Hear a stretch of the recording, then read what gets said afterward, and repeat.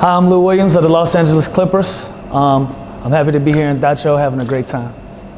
Hello， 大家好，欢迎收看本期球学，我是 Phil Lin。这期节目呢，为大家介绍的是一位得分能力非常强的球员，他也在前段时间刚刚获得了上赛季最佳第6人的奖项。他就是快船队的球员路易斯·威廉姆斯。他是1986年10月27号出生于美国的孟菲斯。路威出生在一个音乐家庭，他的家里总是放着各式各样的音乐和歌曲。他妈妈最喜欢听唐尼·布莱斯顿的《Unbreak My Heart》。现在路威听到这首歌，还会回想起以前和妈妈那些快乐的时光。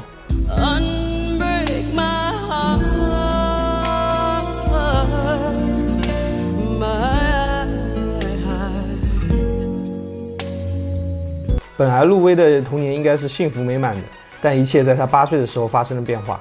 那年路威的父亲在看他的一场比赛时，从轮椅上突然跌落了下来，从此离开了人世。所以路威对于父亲的印象是非常模糊的，能记得的事情只有一起看橄榄球比赛，听父亲讲军队里发生的趣事，另外还有他坐在轮椅上的情形。不过路威能清晰地记得父亲对他非常好。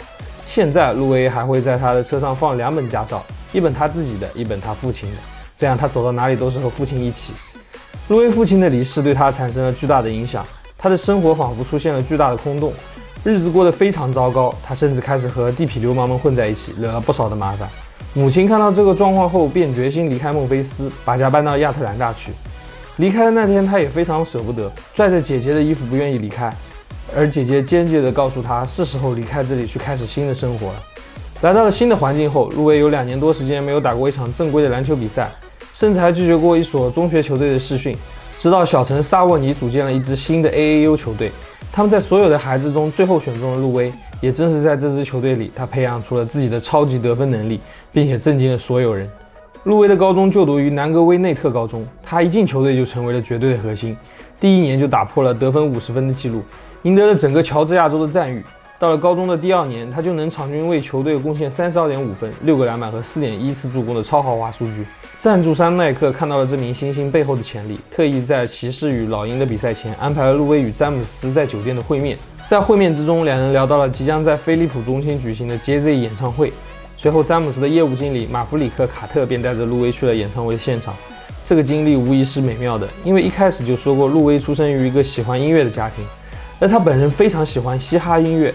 路威在后台见到了他的偶像杜普里，这位嘻哈天王又将他引荐给了人称嘻哈王子的 Bo Wall， 这2个人非常合拍。从此，路威放学后就常常会去杜普里的录音工作室即兴说唱。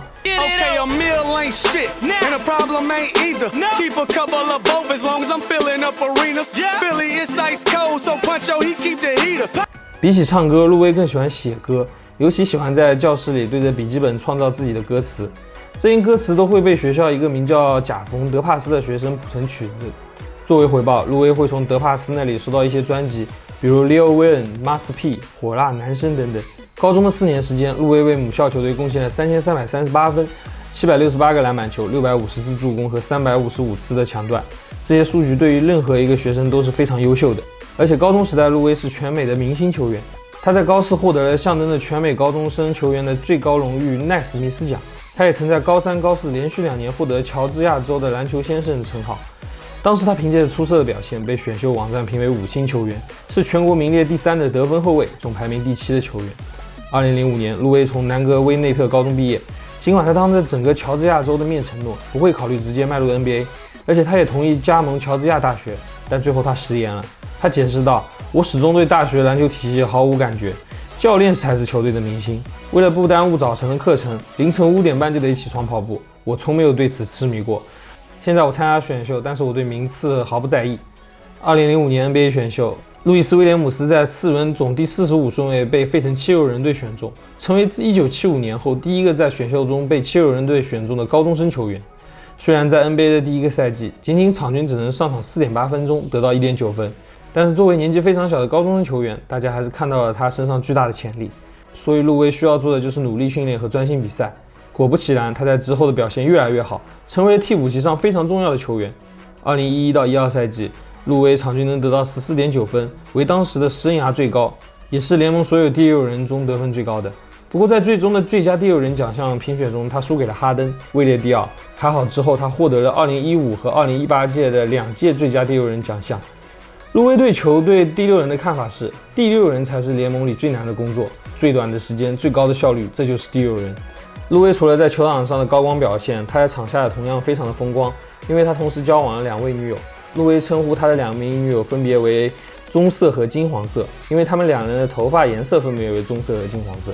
在2015年，路威获得了最佳第六人奖项后，他就和国产品牌匹克进行了签约，成为了霍华德、帕克等 NBA 球星后又一个签约匹克的球星。他的球鞋可以说性价比非常的高，我们之前猜东西节目也对他进行过评测，大家如果想了解他的战学的话，可以去看一看。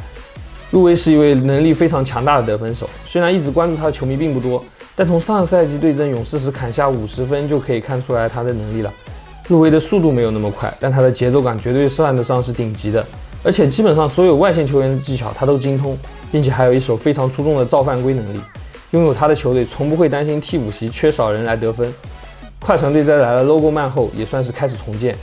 路威作为超级得分手、超级第六人，在联盟打拼10几年的老将，他势必会起到领袖的作用。那么就一起期待下赛季快船的表现吧。路威进入 NBA 之前的故事就是这么多了。那么我们之前也做过另外一位超级第六人詹姆斯·哈登的求学故事。虽然他现在已经是新晋 MVP， 但之前他当第六人的表现，很多球迷仍记忆犹新。如果大家想看的话，可以关注我们的微信公众号“搭球”，在里面回复“求学”2字，就可以获得哈登和另外40多名球星的求学故事。那我们搭球最近也开了一个淘宝小店，里面有我们为你精心挑选的篮球装备。